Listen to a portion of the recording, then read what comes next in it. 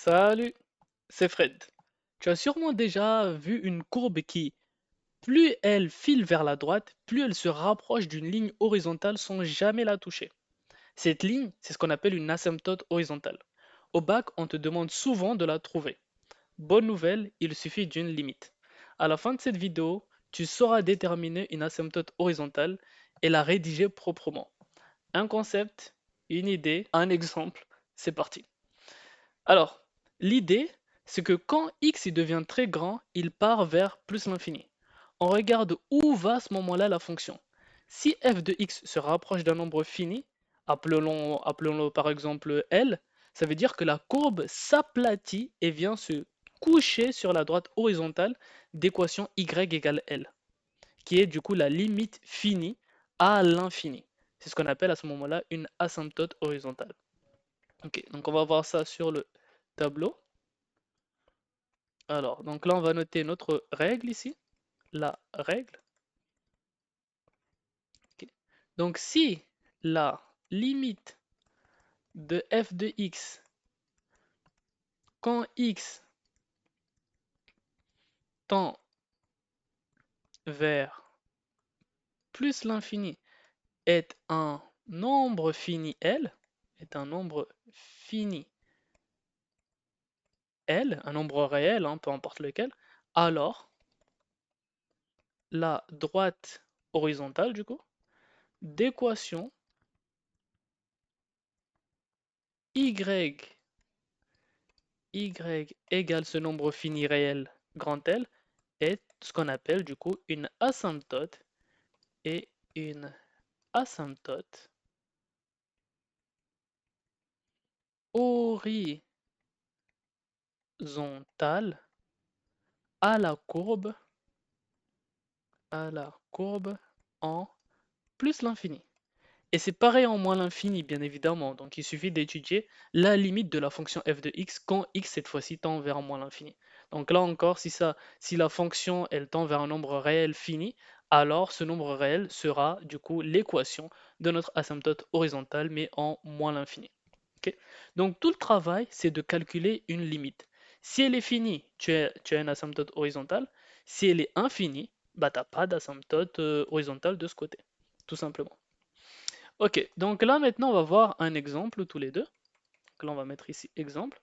Supposons qu'on a la fonction f de x qui est égale à 2x plus 1 facteur de x moins 3.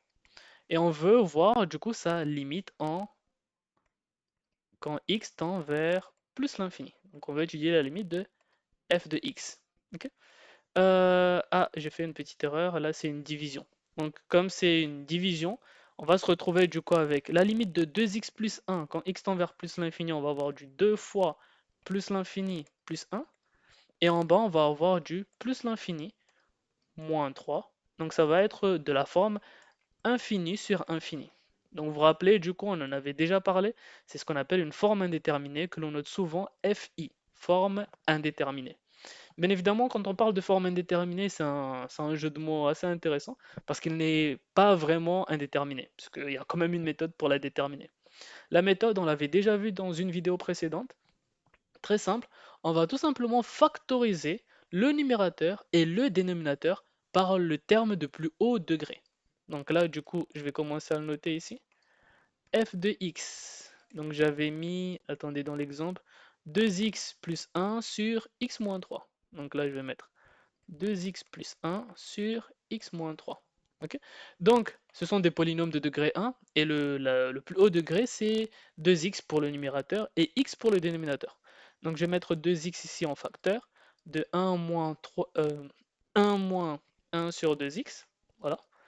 Et en bas, je vais mettre du coup x en facteur, facteur de 1 moins 3 sur x. Voilà. Là, je vois que les x, je peux les simplifier, voilà.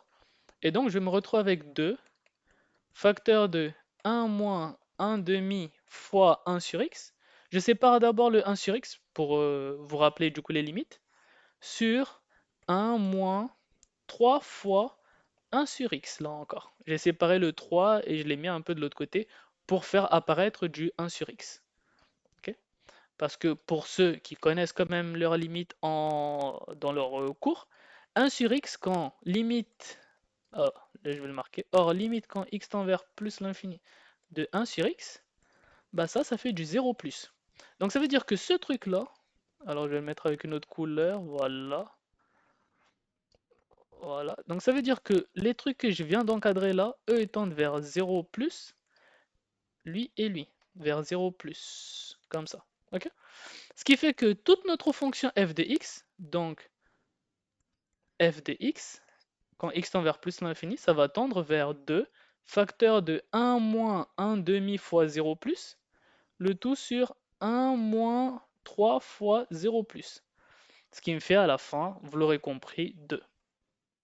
Voilà. Donc là, on vient de prouver que la fonction f de x, elle tend vers 2 quand x tend vers plus l'infini. Donc y qui est égal à 2 est l'équation d'une asymptote horizontale. Donc là, on va le noter ici. Donc y qui vaut 2 est une asymptote horizontale à la courbe de cette fonction, du coup, à la courbe en plus l'infini. À la courbe en plus l'infini. Donc, au bac, tu rédiges exactement cette phrase de conclusion, hein. Il faut bien faire apparaître l'équation de l'asymptote horizontale, il faut bien faire apparaître les deux termes asymptote horizontale, et il faut préciser du coup en quel infini, plus ou moins l'infini. Ok. Donc là, on vient tout simplement de faire un petit exemple classique, on va dire, qui peut tomber le jour du bac. Voilà, donc on va récapituler tout ça tous les deux. Donc, récapitulatif.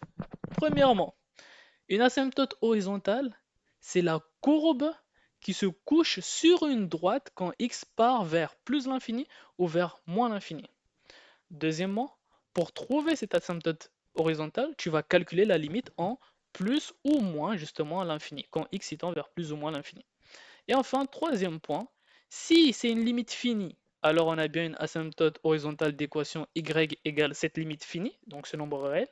Si la limite est infinie, alors à ce moment-là, il n'y a pas d'asymptote horizontale. Tout simplement.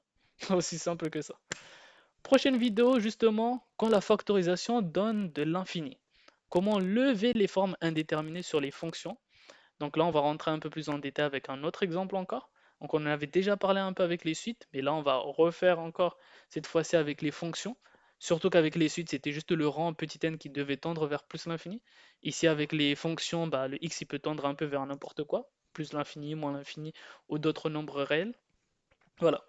Donc dis-moi en commentaire ce que tu veux pour une prochaine vidéo. Abonne-toi et à très vite.